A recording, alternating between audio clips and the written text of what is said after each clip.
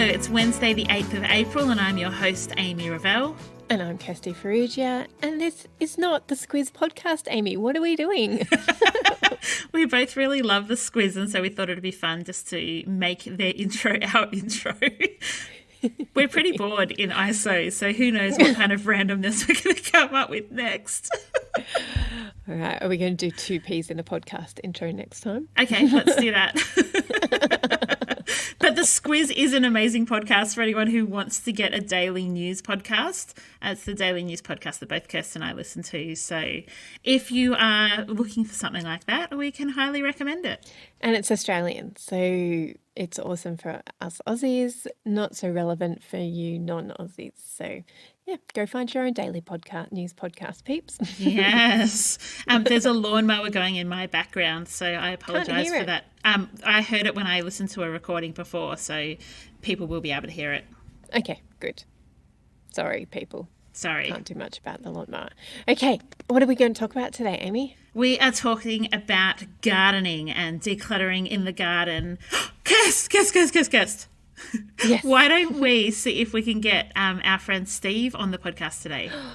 That would be brilliant. He is a nurse. Call him. He is a nurse, so he may be in a nursing shift, but I'm going to go and call him and see if... He's not just a nurse, though, No, he's a horticultural... He's a horticulturalist and a nurse, and he works in therapy gardens. He's everything, and he's my neighbour and one of my good friends. So I'm going to see if I can call him and see if we can pop an interview with him into the podcast today. All right, so I have managed to get hold of my friend Steve. We couldn't get Kirsty on the call. It just went all funny. So welcome, Steve. G'day, Amy. How you going? Good. So Steve's at his house. Maybe how far away from my house? Would you be about 2K? Yeah, about that. So, Steve, tell us a bit about yourself. We've talked about you in episodes before, but we've never actually had you on the podcast. Give us like a good intro to who you are and what you do. Well, I refer to myself as a mixed bag. I work at a hospital. I work as a nurse. I work as a horticultural therapist, and I also work as a gardens coordinator. So I work across 3 different sort of areas within the hospital, which is fantastic. I love that. It gives me different perspectives and different jobs to do. But outside of that, I'm a bit of a passionate gardener. I have my own little patch at home that I love to play in and create. It gives me my enjoyment and solace and creativity and all that wonderful thing all maxed in together. And Steve, you may have also seen Steve on TV. Steve, you've been all over the world doing keynote speeches. I have been very fortunate to, be a guest presenter on Gardening Australia, where I've looked at therapeutic garden stories, did about 6 stories with them, which was brilliant. I'm very fortunate to do that. I've been fortunate to also speak about the gardens and the impact they have for us in a hospital setting at different places, some of which is here in Australia but around the world, at other conferences, and also to, as a Churchill Fellow, went looking at other hospital gardens and how they do that well, and what are some of the things to consider. So I've been pretty fortunate. Yeah, you've got a good life, and all made by the better that we've been friends for 25 years. Absolutely. That's the foundation of all that. That's right. Who would you be without me in your life, and who would I be without you in my life? Steve and Absolutely. I have known each other for a very, very long time, but we are also avid canasta players. Yes. We should figure out a way to do it in ISO, canasta in ISO. Oh, gee, that'd be... Oh, okay. Could you? Well, there's some research for us. Yeah, I think it'd be difficult. It would. We might just have to do it in an imaginary way. And plan for the first out of ISO canasta game. Yes, or maybe we just need to have a glass of wine via Zoom or something like that. Correct. Yeah, Sounds good. That'll do just fine. So today, Steve, what we've been doing is we've been doing daily episodes of our podcast. Yes. And talking about all different types of things, from how to grow in a season of crisis, to how to declutter your baking trays, to how to deal with overwhelm, to any random things that you can think of we've been talking about. Brilliant. So Kirst and I started recording this morning. So it's Wednesday, and we started recording this morning, and we were talking about gardens. And I was like, oh my goodness, we would be crazy not to call Steve and see if he's not nursing and horticulturaling today. So I just figure you and I are just going to have a chat about what gardens can do for people when they're in ISO, what they can do in their gardens, but also the therapeutic benefit of spending time in your garden when you can't leave the house, when you're kind of stuck at home. So, yeah, share with us your thoughts on these things. Yeah, that's a really good point. This is a challenging time in regards to routines and what people do, and I think we need to probably just do our best to keep some routines, but also take the moments to go, if I'm not doing all the time, that I also need to just be. And for me, I guess that's where taking moments to spend time in my garden really aligns with that. You know, it's a garden space. Mine at home really here is my sanctuary. So it doesn't need to be an amazing garden. It doesn't need to be, the best space, the most, beautiful or pretty. It just needs to be a spot where you can perch a chair, sit next to some plants under the tree, or sit somewhere and looking out at your garden. That really just gives you that chance to just ground yourself. Take a moment to breathe, to catch your breath, to go, this is my safe space, your home, your garden, your property. Hopefully that is the case for all. I know it may not be for everyone, but if there's a moment where you can just bed yourself, perch yourself into your garden, it just gives you the opportunity to stop and, for me, and maybe for others as well, just to look at the things that are around you that aren't affected by this situation, that just keep doing. Yes. They are just going through their ebbs and flows. So I'm sitting here looking out at the moment to my garden, looking at my maple tree. It's autumn here. The leaves are just doing their normal thing. They are changing because it's their season. So for me, there's a little bit of peace with that, to know that that's routine, that's just doing its thing, and it's not affected by the current situation, and that is reassuring for me. Oh, I love that thought that you can look out into nature and think, hey, like our worlds might be in total chaos, but their world is perhaps even thriving because there's not more car pollution and all the things that might impact a garden or nature in itself. It's just going along happily. It is, and I've previously reflected on this. There's been times when I've driven up into the local forest areas when we're going back over the last years, and I've just had that moment of realising that if the world stopped, humanity stopped, this forest would just keep going. Maybe if the world didn't stop, but if humanity stopped, this environment would just continue and would be oblivious to it. Which is really interesting, because when we come back to the garden context, you're sitting here going, it's just continuing. It's doing its normal, natural thing. And that's reassuring for me in this situation. Yeah, even looking at things. So Steve has seen my garden, and the only part of my garden that has had any kind of intentionality put into it are the plants that Steve and I planted together. And how are they going? Oh, so good. I looked at them yesterday. So the idea that Steve and I had is we wanted to create like a little bit of so it's on the side of our basketball court, like a little bit of a divider, so that the balls, but hardy, so the balls could bounce up against it. And Steve, there's no gaps in it anymore. It's like a full little hedge thing. Perfect. They're so good. And I've got your old pots that all my herbs have died that were in the pots. I don't know how I can kill rosemary, but I do. But I think just looking out there, thinking, do you know what? Even the weeds are flourishing. They are. Everything's flourishing. And in Melbourne, we've had so much rain.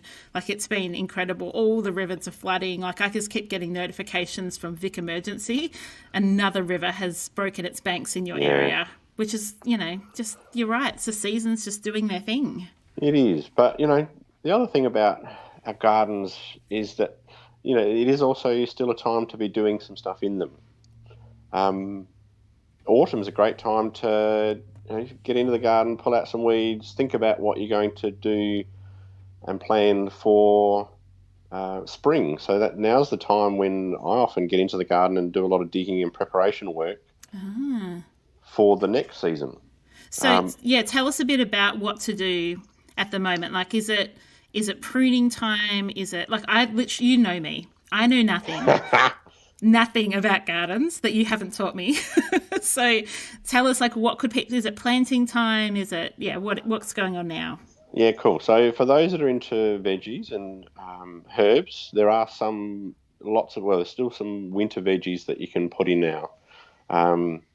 But also be mindful that some of those do take quite a few weeks before you'll actually get any produce off them because they're slower growing.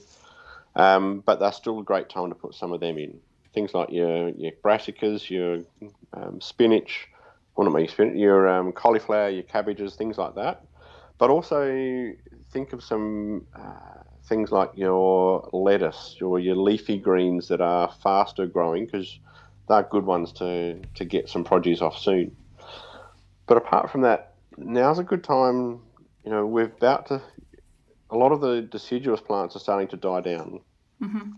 They're starting to go into their sleep phase. So maybe not quite so soon, quite now, but in the next month or so is a good time to, once they've died down, is to clean them up, trim them all back, get in and do some soil preparation, put in some compost ready for the spring growth after winter.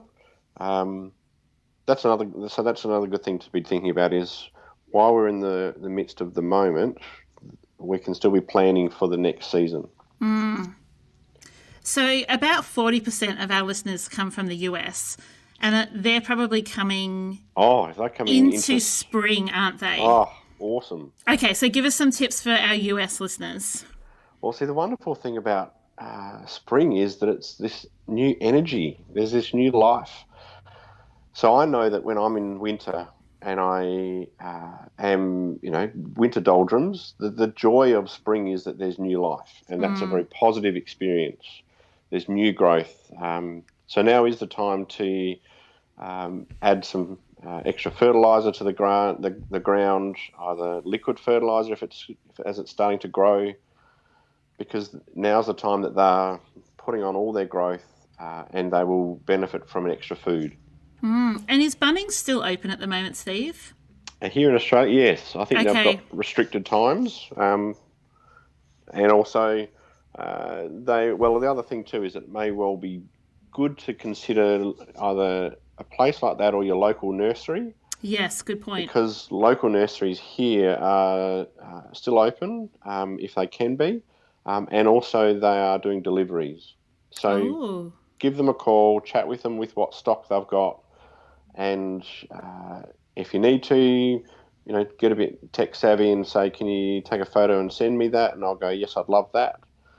And then they can do deliveries that are, non-contact deliveries. So they're really thinking cleverly and laterally in this challenging time, and looking at ways that we can still get plants and essential veggies and herbs and things like that, as well as other plants. But that's another good way to still get things for your garden. That's a really clever idea. I never would have thought of that. See, so glad that I could get you on, Steve. It's good to help. But yeah, and a good thought there, where they are able to, local businesses are staying open, and it's a really good time to be supporting them as best we can within the constraints and conditions we've got, because we really need them to continue and to survive. Absolutely. I know both you and I, Steve, I've watched on Facebook as you've been given some shout outs in our local community page. Because, we know what it's like to not be able to do the things that you would normally do. And I know what it's like as a small business to be restricted. So help people and businesses where you can. Yeah, think creatively, think laterally, because the local businesses are doing that too. And they're doing it tough. So support each other, look out for each other. The optimist in me looks at this and goes, yeah, I think through those kind of things we can hopefully get some really good positive changes to how we do community. Yeah, I think we're going to come out better in that way. Yeah, it's just that's challenging. My hope as well. Challenging between now and then, but let's put some things in motion now to connect with each other, support each other.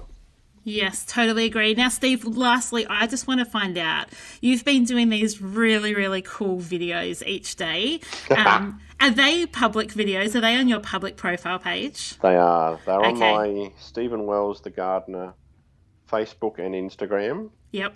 And it's me just having a bit of fun for a short period of my day, getting some exercise, going in my garden. I've got a slide and I've got some steps and I'm going up and down, but just having a bit of fun with it. It's so good.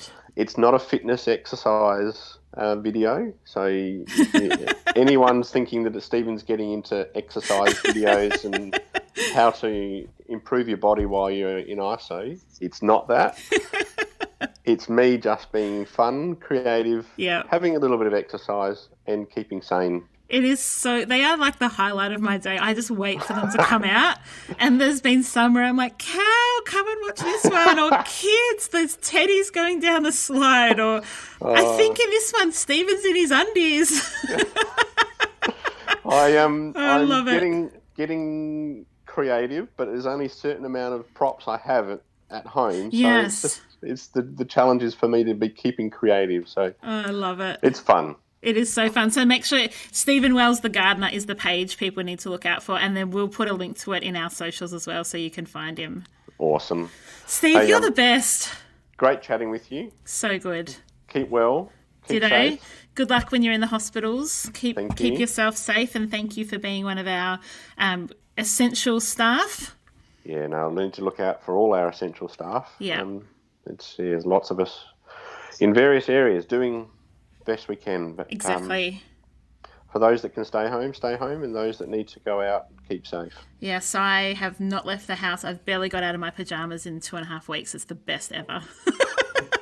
That means the washing goes down because you're not having to change clothes. Oh no, I do change my pajamas every day. I can't be in my pajamas every day and then have a shower and put the same pajamas back on. I'm Fair gross, enough. but I can't be that gross.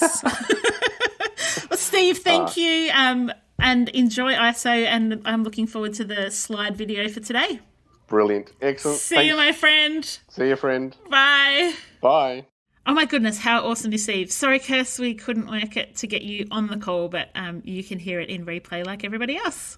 I don't normally listen to our episodes, but I will definitely listen to Steve because I love him and all his wisdom when it comes to gardening. And so, yay, thank you, Steve.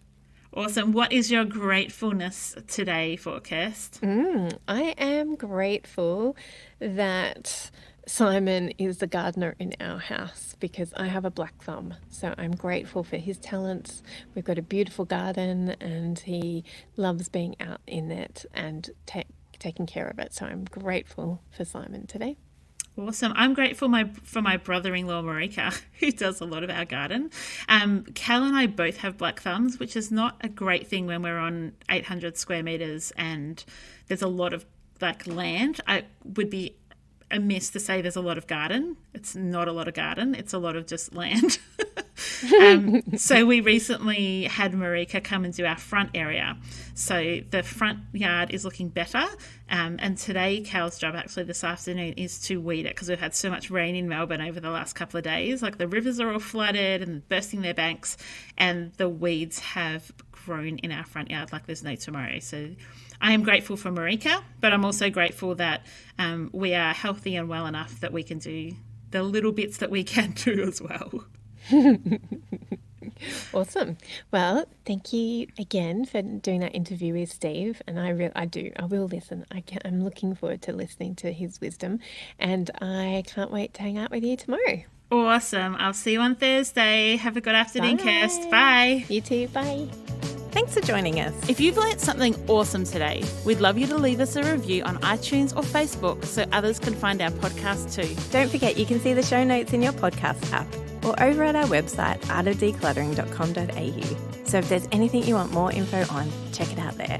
If you'd like to join our supporter community, you can do so over at patreon.com/theartofdecluttering. We hope you have a great rest of your day And enjoy the freedom.